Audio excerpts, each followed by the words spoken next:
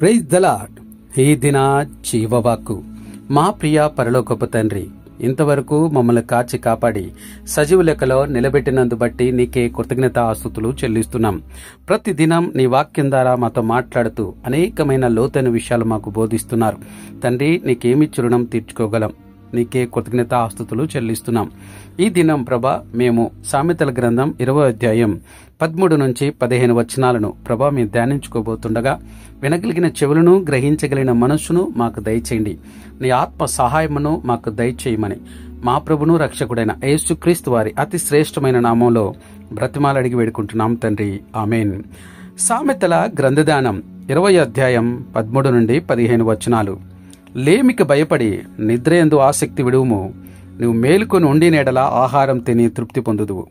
కొనువాడు జబ్బుది అనును, అవతలికి వెళ్లి దాన్ని మెచ్చుకొనును. బంగారును విస్తారమైన ముత్యములను కలవు. తెలివి నుచ్చరించు పెదవులు అమూల్యమైన సొత్తు. హల్లెలూయా. ప్రియమైన దేవుని కుమారుడా, కుమార్తె, 13వ వచనాన్ని మరొక్కసారి చదువుకుందాం. లేమికి భయపడి నిద్రయందు ఆసక్తి విడువుము.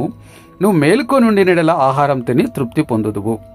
ఈ వచనం శ్రమ పడకుండా సోమరితనంతో నిద్రపోయే వారిని హెచ్చరిస్తుంది. అంతేకాకుండా కష్టపడి పనిచేయడం యొక్క ప్రాముఖ్యతను మరియు సోమరితనం వల్ల కలిగే పర్యావసనాలను స్పష్టం చేస్తుంది. లేమికి భయపడి నిద్రయందు ఆసక్తి విడుము అనే మాట సోమరితనాన్ని, బద్ధకాన్ని వదిలివేయాలని సూచిస్తుంది. లేమి అంటే పేదరికం లేదా కొరత. పేదరికం రాకుండా ఉండాలంటే నిద్రను అనగా సోమరితనాన్ని వదిలిపెట్టి కష్టపడాలి. ఇక్కడ నిద్ర కేవలం శారీరక నిద్ర మాత్రమే కాదు. అది పని చెయ్యాలనే కోరిక లేకపోవడం, బాధ్యతలను నిర్లక్ష్యం చేయడం. నీవు మేలుకొని ఉండి నీడల ఆహారం తిని తృప్తి పొందుదు అనే భాగం కష్టపడి పని చేయడం వల్ల కలిగే ప్రయోజనాలను వివరిస్తుంది. మేలుకొని ఉండుట అంటే జాగరూకతతో చురుకుగా ఉండి పనిచేయడమే. ఎవరైతే కష్టపడి పని చేస్తారో వారు తమ శ్రమకు తగ్గ ప్రతిఫలాన్ని పొందుతారు. ఆహారం తిని తృప్తి పొందుదు అనేది కేవలం భోజనం చేయడం కాదు, అది జీవితంలో సంతృప్తి, శ్రేయస్సు మరియు స్థిరత్వాన్ని సూచిస్తుంది. సోమరులు ఆకలితో అలమటిస్తారు, కానీ కష్టపడేవారు సమృద్ధిని పొందుతారు. ఉద్యోగంలో లేదా వ్యాపారంలో కష్టపడకుండా సోమరితనం వహిస్తే ఆర్థిక కష్టాలు ఎదుర్కోవాల్సి వస్తుంది. కష్టపడి పనిచేసేవారు విజయాన్ని, ఆర్థిక భద్రతను పొందుతారు. విద్యార్థులు చదువు విషయంలో నిర్లక్ష్యంగా ఉంటే మంచి ఫలితాలు సాధించలేరు. బాగా చదువుకున్నవారు మంచి భవిష్యత్తును పొందుతారు. ఆరోగ్యం, సంబంధం వంటి వాటికి కూడా ఈ సూత్రం వర్తిస్తుంది. మంచి ఆరోగ్యం కోసం క్రమముగా వ్యాయామం చేయాలి, సరైన ఆహారం తీసుకోవాలి, సంబంధాలు నిలబెట్టుకోవడానికి కృషి చేయాలి. ముగింపుగా ఈ 13వ వచనం సోమరితనాన్ని విడిచిపెట్టి కష్టపడి పని చేయాలని బోధిస్తుంది. పేదరికం నుండి తప్పించుకోవడానికి మరియు జీవితంలో తృప్తిని, సమృద్ధిని పొందటానికి కృషి మరియు జాగ్రత్త అవసరమని ఈ సామెత నొక్కి చెబుతుంది. కొనువాడు జబ్బుది అనును, అవతలికి వెళ్లి దాన్ని మెచ్చుకొనును అను ఈ 14వ వచనం మానవ స్వభావంలోని ఒక ప్రత్యేకమైన లక్షణాన్ని, ముఖ్యంగా వ్యాపార లావాదేవీలలోని మోసాన్ని లేదా కుయుక్తిని వివరిస్తుంది. ఒక వస్తువును కొనేటప్పుడు వ్యక్తులు ఎలా తక్కువ అంచనా వేస్తారో ఆ తర్వాత దానిని ఎలా ప్రశంసిస్తారో తెలియజేస్తుంది. కొనువాడు జబ్బుది అనును అనే మాట ఒక వ్యక్తి ఒక వస్తువును కొనుగోలు చేసేటప్పుడు దాని లోపాలను ఎత్తి చూపడం, దానిని తక్కువ అంచనా వేయడం లేదా దాని విలువను తగ్గించి మాట్లాడడం సూచిస్తుంది. ఇది సాధారణంగా ధరను తగ్గించడానికి లేదా మంచి బేరం కుదుర్చుకోవడానికి కొనుగోలుదారులు ఉపయోగించే ఒక వ్యూహం. వారు ఆ వస్తువు అంత మంచిది కాదని, తక్కువ నాణ్యత కలిగి ఉందని లేదా అనవసరమైనదని నటించవచ్చు. అవతలికి వెళ్లి దాన్ని మెచ్చుకొనును. అయితే అవతలికి వెళ్లి దాన్ని మెచ్చుకొనును అనే భాగం కొనుగోలు జరిగిన తర్వాత వారి నిజమైన అభిప్రాయం ఎలా మారుతుందో చూపిస్తుంది. ఒకసారి వస్తువు వారి చేతికి వచ్చిన తర్వాత వారు దాని నిజమైన విలువను గుర్తిస్తారు లేదా వారు ఇతరుల ముందు దాన్ని ప్రశంసిస్తారు. తమకు మంచి బేరం కుదిరిందని లేదా తాము మంచి వస్తువును కొనుగోలు చేశామని చూపిస్తారు. ఇది మానవ స్వభావంలోని కపటత్వాన్ని, స్వార్థాన్ని లేక కుయుక్తిని సూచిస్తుంది. ఈ వచనం కేవలం వ్యాపార లావాదేవీలకు మాత్రమే పరిమితం కాదు. ఇది మానవ సంబంధాలలో, సాధారణ జీవితంలో కూడా వర్తిస్తుంది. మార్కెట్లో బేరమాడేటప్పుడు కొనుగోలుదారులు ధర తగ్గించడానికి వస్తు లోపాలను అతిశయోక్తిగా చూపడం సర్వసాధారణం. ఒక వ్యక్తి ఒక వస్తువును ఇతరుల ముందు విమర్శించి ఆ తర్వాత తాను దాన్ని పొందినప్పుడు దాని గురించి గొప్పగా చెప్పవచ్చు. కొందరు వ్యక్తులు ఇతరుల ముందు ఒక వ్యక్తిని తక్కువ చేసి మాట్లాడతారు, కానీ లోపల వారిని మెచ్చుకుంటారు లేదా వారిని ఏదైనా ప్రయోజనం పొందాలని చూస్తారు. మొత్తానికి ఈ 14వ వచనం మానవ స్వభావంలోని కపటత్వాన్ని మరియు వ్యాపార లావాదేవీలను మోసాన్ని తెలియజేస్తుంది. కొనుగోలుదారులు తమ ప్రయోజనాల కోసం ఒక వస్తువును తక్కువగా అంచనా వేయొచ్చు, కానీ ఆ తర్వాత దాన్ని ప్రశంసిస్తారు. ఈ వచనం మనుషుల్లో కనిపించే బేరం వ్యూహాలను మరియు కుయుక్తి స్వభావాన్ని బహిర్గతం చేస్తుంది. చివరిగా 15వ వచనం ధ్యానిద్దాం. బంగారును విస్తారమైన ముత్యములను కలవు, తెలివినుచ్చరించు పెదవులు అమూల్యమైన సొత్తు అను ఈ వచనం భౌతిక సంపద కంటే జ్ఞానం మరియు తెలివైన మాటల యొక్క గొప్ప విలువను తెలియజేస్తుంది. జ్ఞానం, వివేకం మరియు వాటిని వ్యక్తీకరించే సామర్థ్యం భౌతిక సంపద కంటే ఎంత గొప్పవో నొక్కి చెబుతుంది. బంగారును విస్తారమైన ముత్యములను కలవు అనే మాట భౌతిక సంపద యొక్క ఉనికిని సూచిస్తుంది. బంగారం మరియు ముత్యాలు ప్రాచీన కాలంలో అత్యంత విలువైన వస్తువులు. అవి ధనాన్ని, హోదాను, భద్రతను సూచిస్తాయి. చాలా మంది ప్రజలు వీటిని సంపాదించడానికి తమ జీవితాలను వెచ్చిస్తారు. అయితే తెలివినుచ్చరించు పెదవులు అమూల్యమైన సొత్తు అనే భాగం జ్ఞానం మరియు వివేకమైన మాటల యొక్క అత్యున్నత విలువను తెలియజేస్తుంది. తెలివినుచ్చరించు పెదవులు అంటే జ్ఞానవంతమైన, వివేకవంతమైన ఉపదేశాలు ఇవ్వగల, ప్రోత్సహించగల, సత్యం మాట్లాడగల పెదవులు. ఇది కేవలం జ్ఞానం కలిగి ఉండటమే కాదు, ఆ జ్ఞానాన్ని సరైన రీతిలో సరైన సమయంలో వ్యక్తపరిచే సామర్థ్యాన్ని కూడా సూచిస్తుంది. ఇక్కడ అమూల్యమైన సొత్తు అంటే దీనిని వెలకట్టలేనిదని, భౌతిక సంపద కంటే ఎంతో విలువైనదని అర్థం.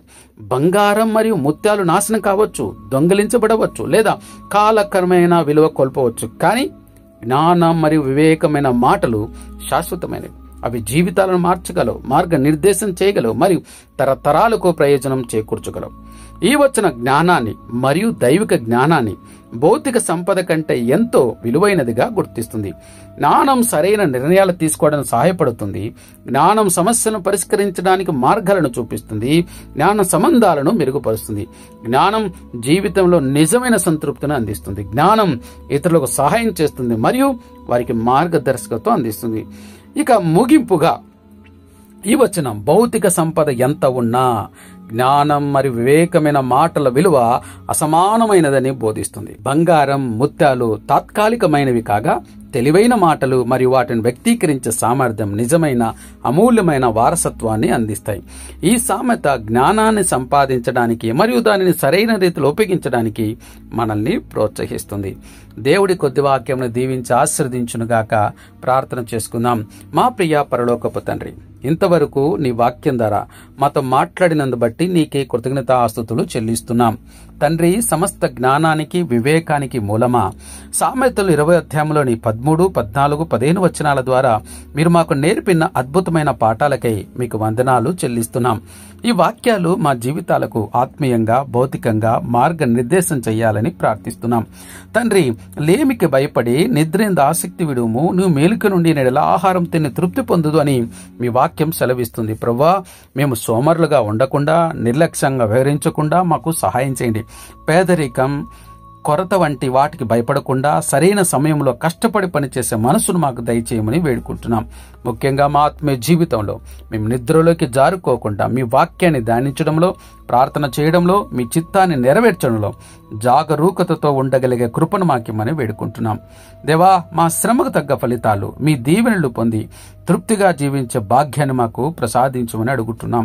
తండ్రి, కొనువాడు జబ్బుదు అనును, అవతలికి వెళ్లి దాన్ని మెచ్చుకొను అను నీ వాక్యం చెబుతుంది. తండ్రి, మానవ స్వభావంలోని కపటత్వాన్ని మీరు మాకు తెలియజేసినందుకు వందనాలు ప్రభువా.